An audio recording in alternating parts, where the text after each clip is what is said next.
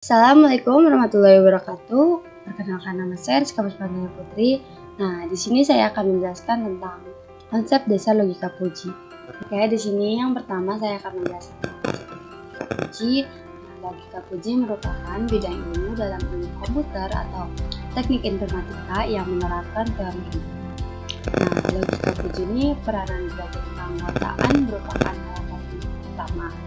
Nah, logika Puji itu merupakan metode yang digunakan untuk mengolah input menjadi output yang dapat berguna dan memberikan informasi. Di sini yang kedua ada konsep dasar himpunan Puji. Nah, himpunan Puji merupakan himpunan tugas atau krips. Nah, nilai keanggotaan suatu item X dari himpunan A dapat ditulis dengan mu A dalam kurung X, di mana dapat memiliki dua kemungkinan, yaitu suatu item menjadi anggota dalam suatu himpunan atau nol, suatu item tidak menjadi anggota dalam suatu himpunan. Jika di sini ada contohnya. Nah, terdapat 3 variabel umur, yaitu muda, parubaya, dan tua.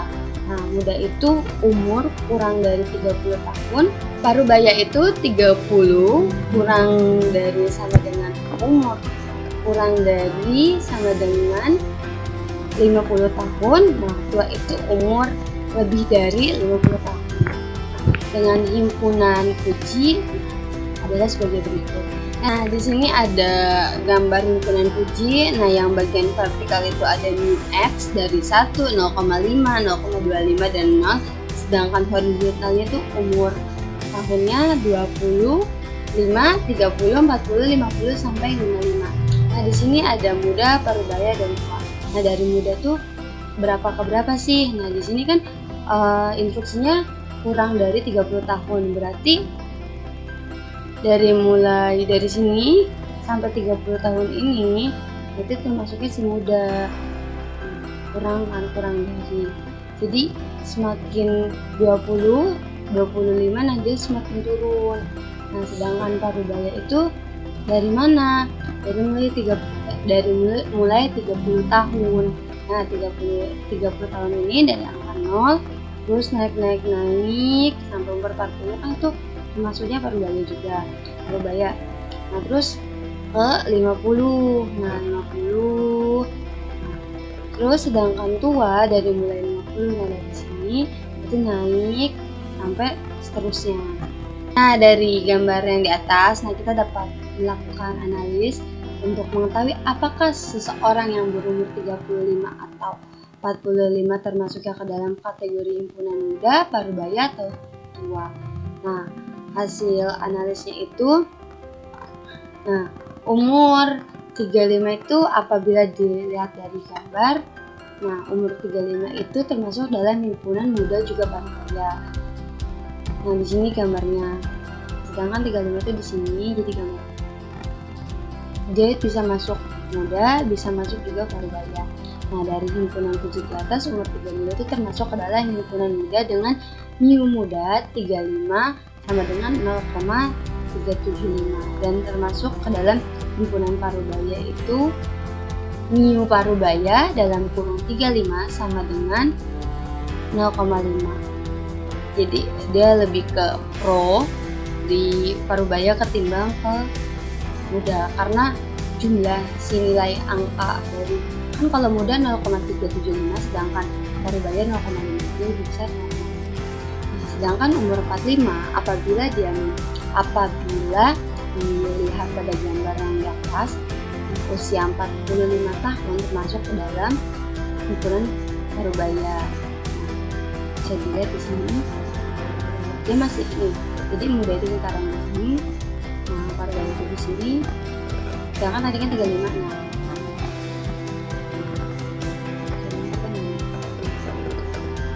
Sedangkan yang 45 itu di sini, jadi dia ada di lingkaran gitu. Nah, dari himpunan Puji di atas, umur 45 termasuk himpunan ke dalam parubaya dengan mu parubaya 4 dalam kurang 45 sama dengan 85. Nah, selanjutnya di sini ada fungsi keanggotaan atau membership function. merupakan kurva yang memetakan input ke derajat keanggotaan yang bernilai antara 0 dan 1. Nah, ada berapa jenis fungsi keanggotaan? Yang pertama ada reflektasi kurva linear. Nah, reflektasi kurva ini itu ada yang naik juga ada yang turun. Kita yang naik dulu. Nah, di sini ada vertikalnya ada derajat keanggotaan atau X, sedangkan horizontalnya itu ada dominan. Jadi derajat nilai keanggotaan itu ada 0 dan 1, sedangkan yang dominannya A dan B. Jadi dari 0 sini, dari horizontal dari vertikal sini, terus ini kan horizontal dari A berarti naik ke atas. Nah, fungsi keanggotaannya dalam mu dalam kurung X sama dengan dalam kurung X dikurangin A per B dikurangin A 1 dan 0. X lebih kecil X.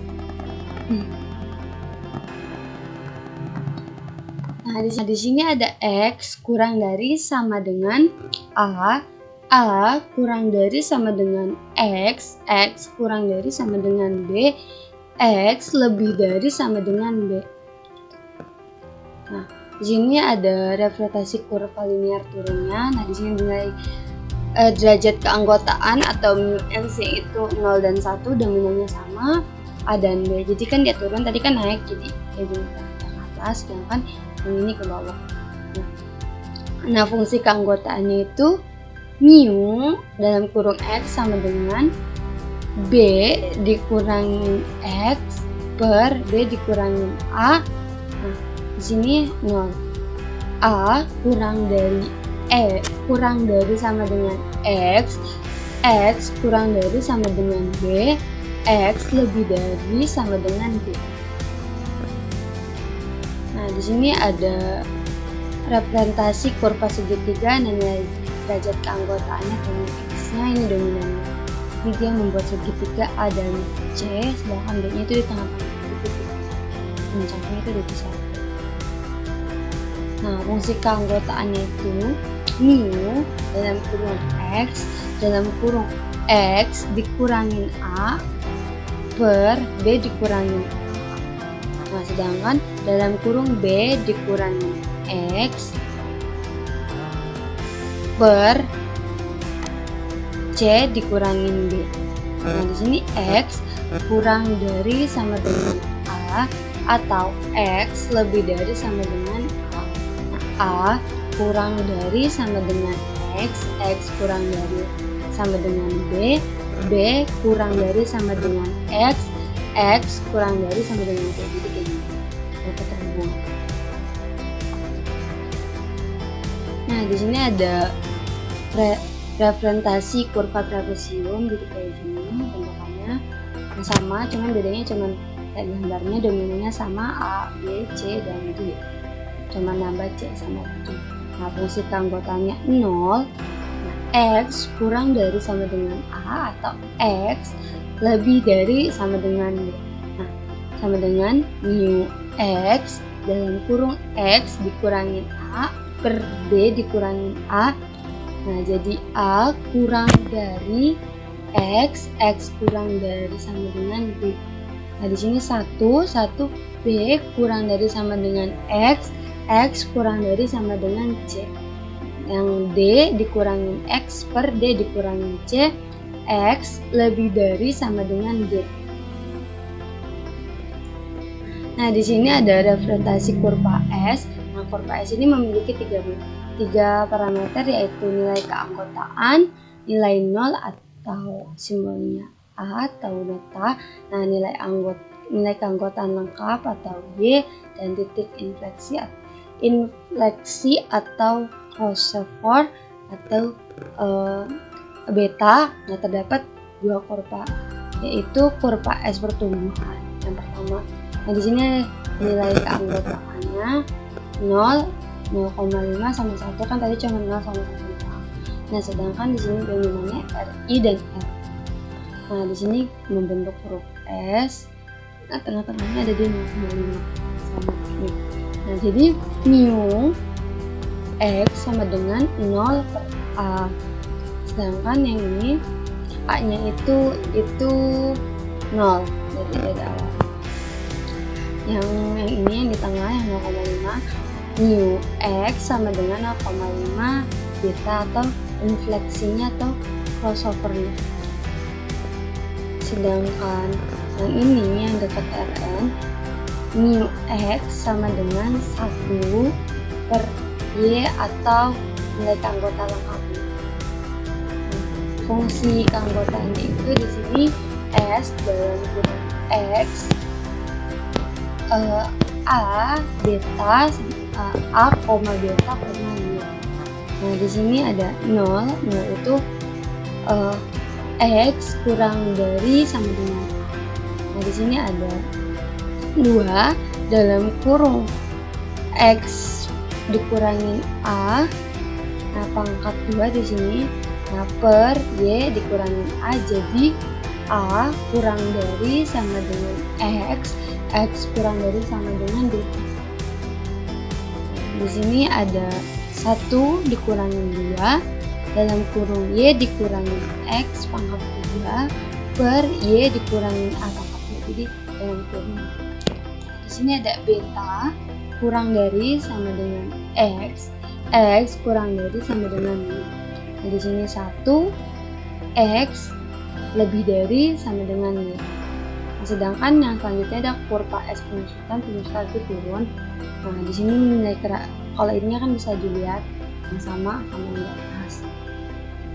Nah, fungsi keanggotaannya itu s dalam kurung x a, beta, y. Nah, di sini 1 x kurang dari sama dengan a, 1 per 2 dalam kurung x dikurangin a per y dikurangin a pangkat 2. Nah, a kurang dari sama dengan x kurang dari sama dengan beta.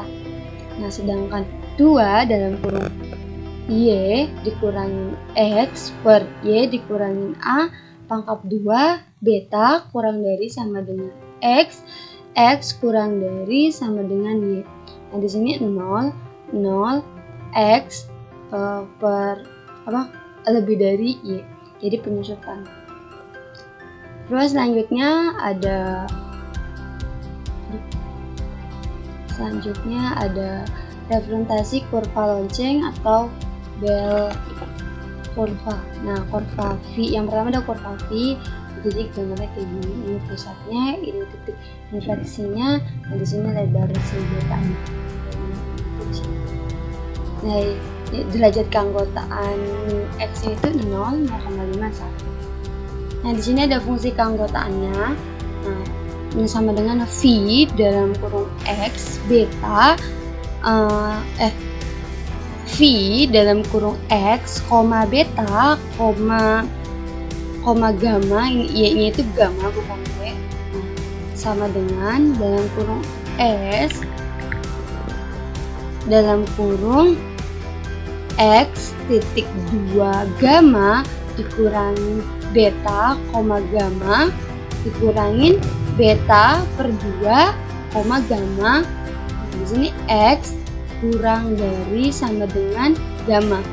Nah, sedangkan 1 per 1 min s dalam kurung x titik 2. Nah, di sini ada gamma, ditambah beta per 2, gamma ditambah beta. Nah, x kurang dari lebih dari gamma. Nah, di sini ada kurva beta. Nah, di sini pusatnya itu gamma 0,5 1. Nah, titik infleksinya itu gamma dikurangin beta atau per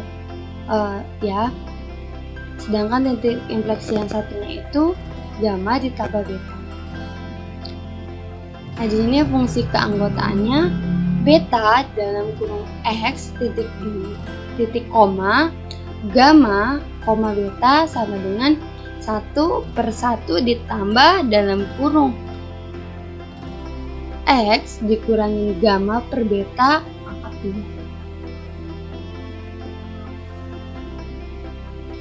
Nah, di sini contoh soal.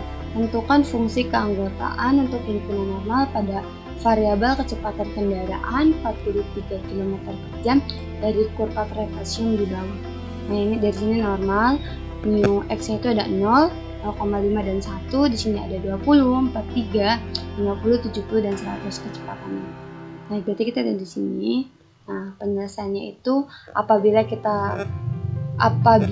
kita kurva trapesium fungsi keanggotaan kecepatan kendaraan 43 km per jam terletak di antara dominan A dan B atau dalam kurung A kurang dari sama dengan X kurang dari sama dengan B, sehingga fungsi keanggotaannya mu normal dalam kurung 45 dalam kurung X dikurangi A per B dikurangi A, dibagi B dikurangin A.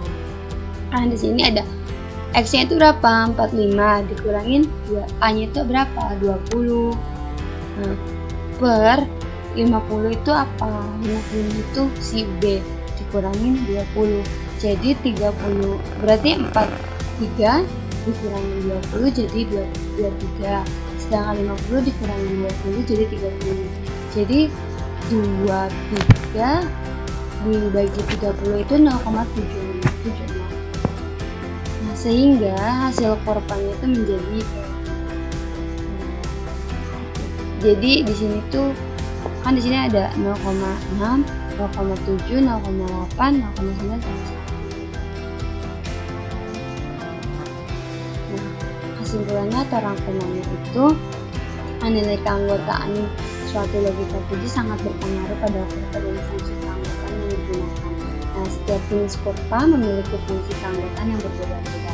Nah, logika puji itu mampu mengetahui fungsi keanggotaan dengan detail dan akurat, sehingga logika puji sangat baik untuk menyelesaikan permasalahan dan membutuhkan hasil yang terukur.